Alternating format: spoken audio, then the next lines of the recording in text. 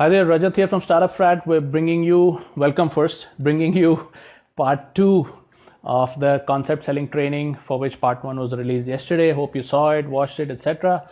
There were a couple of questions, comments. Yesterday I was having a team call with with some of the paid members of my community, and they said, hey man, Sinha, what are you teaching people, man? Why are you teaching people to throw customers against a pole?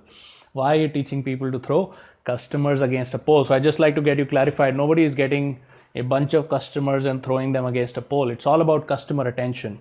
It's all about customer attention. Okay. So what you're doing is, in the morning, a customer wakes up, right? And their mind is immediately invaded by newspaper, okay, TV, kids have to be dropped to school, I have to get ready, be in the office on time for the 9:30 meeting. Oh my God, I forgot my mask at home. Oh my God, this thing is happening on Facebook, this thing is happening on YouTube. Oh, I'm driving, let me utilize my time listening to some podcast or whatever. 20 different things are in their mind at all times, okay? You are just maybe less than 0.5% of their customer attention, or whatever, their attention on you. So what you need to do is, in order to get customer attention, okay, hold customer attention, harness customer attention, and maximize customer attention, you need different steps of the process. You can't just sit in front of somebody and try all the tricks in the book to convince them and become like the salesperson. You will run out of fuel, and you will run out of motivation. Okay, you'll run out of motivation. Another question somebody asked me is, hey man, I put all my passion, etc., into my product. Why do you say that I should get rid of my product? I am not saying you get rid of your product. Do not become so tied down to your product that even if the product becomes obsolete, you're still wasting your time promoting it. Okay, products can change, customer bases can change, everything may change, but the vision does not change. So if you have a vision, if you have a passion, by all means stick to it. Okay, by all means stick to it, water it, nurture it, put sunlight on it so that it grows from a little seed into a big tree. Okay, now I'll quickly talk about some mechanics. Okay, talk about some mechanics and how do you get this customer attention, harness attention, and all of that. Okay, so nobody is thinking about what you are out to sell or promote or whatever in the market. Nobody's thinking about it. Nobody wants it. Nobody likes it. Nobody has the money to buy it. Plain and simple. Okay, so what do? You do something that is called a stage-wise approach, which in our community, in the startup frat community, we call the express highway approach. How does that work? How does an express highway approach work? How does an express highway work? Okay, you have an entry point into the express highway. You're going down this road, it says it's express highway from Bombay to Bangalore, express highway from Delhi to Chandigarh, express highway from wherever, right? From Chennai to Mahabalipuram or something like that. Okay, now this is where the express highway starts. Okay, this is the express highway. This is the express highway. Okay, now at different points during the express highway, what do you have? You have toll plazas. You have toll plazas. 1 toll plaza, 2 toll plaza, 3 toll plaza, whatever. Okay, let's say after every 20-30 kilometers, after every 50 kilometers, let's say there's a toll plaza. After 50 kilometers, there's a toll plaza. After 50 kilometers, there's a toll plaza. Okay, now what happens is, you bring people into your communication. You don't start telling them, hey, this is my product, start buying it, because they don't have enough information. They don't have mind space. They don't know you, who are you, right? So they're like, okay, I'll think about it, ask my wife, whatever, right? So what you do is, you take this journey and you talk to them about the idea. You say, I'm thinking that wouldn't it be great if XYZ could happen, which is a result that we spoke about yesterday in yesterday's this thing, a result that potentially solves their pain. Now, everybody doesn't have the same pain that your product solves, right? So what you're doing is, you're trying to sift and sort through how many people have that kind of pain that your product can solve. So you say, hey, I'm thinking about an idea.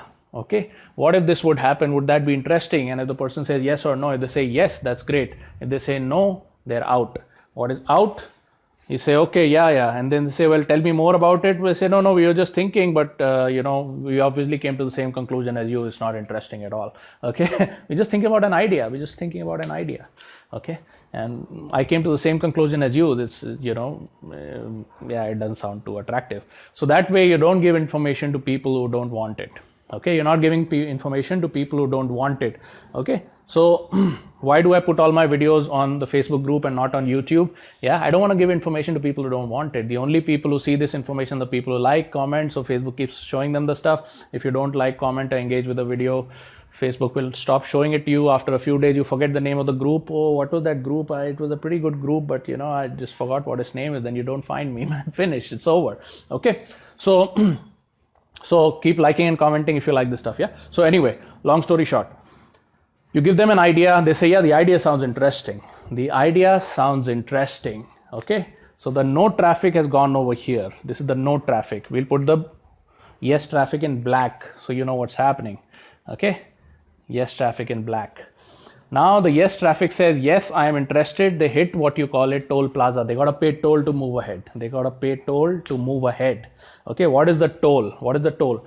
They have to take some action to prove that they are the right person for you to invest your time. Okay.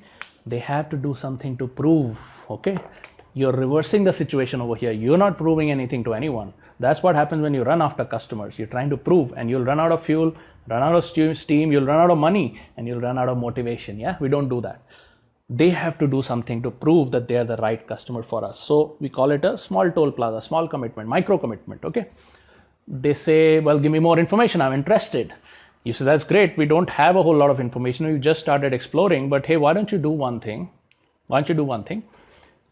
Why don't you send me, this is my phone number, you give them your business card, this is my phone number, just add it to your phone book and send me a hi by WhatsApp. What I'm going to do is I'm going to save it, and then, whenever the information becomes available, I'm going to send it immediately to you, or I'm going to just call you or something, right? And you tell them, hey, this is my WhatsApp number, add it, send me a hi. Now, what are you doing? WhatsApp has an app called WhatsApp Business, which is free.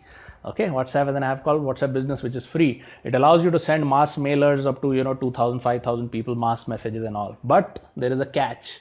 You can't send it to unknown people. You can only send it to people who know you. And how does WhatsApp know that these people know you? Well, they have added your number to their phone book so WhatsApp can see it. And they have sent you a message so WhatsApp can see that as well.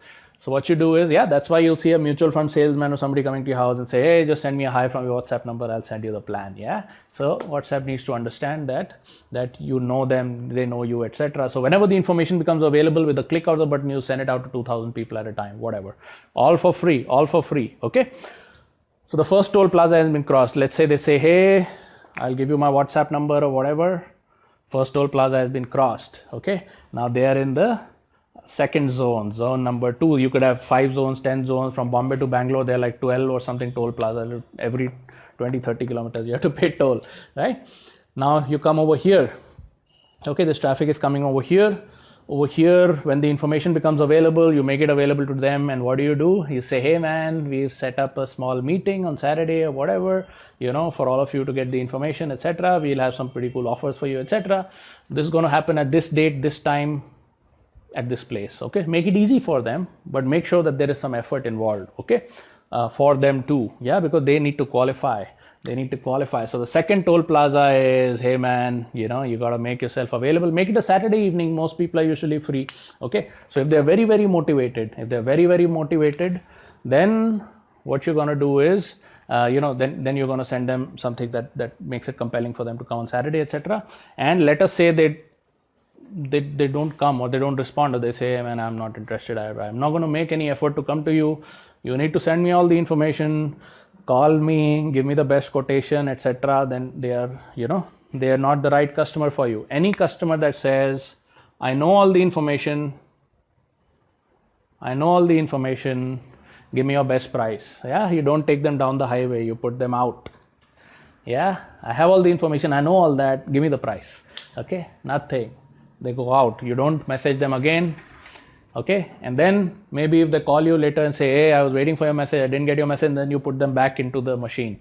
Okay. Otherwise, broadly, what they're saying is that they don't have time for this, and you are an interruption, and you're not welcome. Okay. If they say, I know all this, just give me the price, then you're not welcome. Your information is not welcome. Okay. No need to deal with those people. Don't be cheap. Yeah. Don't be cheap. Now, what happens to the people who actually past this toll plaza? Yeah, they show up to your meeting, or whatever it is, they show up somewhere to a coffee meeting or something like that, right? And over here you're going to showcase your final product.